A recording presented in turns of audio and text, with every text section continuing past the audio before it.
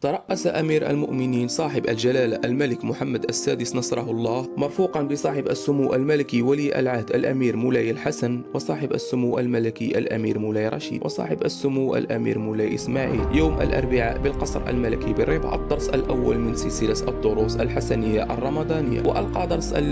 يوم الأربعاء بين يدي أمير المؤمنين السيد أحمد توفيق وزير الأوقاف والشؤون الإسلامية، متناولا بالدرس والتحليل موضوع ثمرات الإيمان بحياة الإنسان. وخلص وزير الأوقاف والشؤون الإسلامية إلى القول إن طاقة الإيمان طاقة هائلة في الأمة تستدعي الاستثمار في تمكين تنمية شاملة تبدأ من الإنسان وتنتهي إليه. وفي ختام الدرس الافتتاحي من سلسلة الدروس الحسنية الرمضانية، تقدم للسلام على أمير المؤمنين صاحب الجلالة الملك محمد السادس كل من الأساتذة شوقي علام مفتي الديار المصرية، والشيخ محمد منصور سي ممثل الخليفة العام للطريقة التيجانية بالسنغال، والشيخ محمد ماحي إبراهيم نياس خليفة صاحب الفيضة التيجانية، والشيخ مصطفى صوطة خليفة الطريقة التيجانية رئيس فرع مؤسسة محمد السادس للعلماء الأفارقة بالدفوع.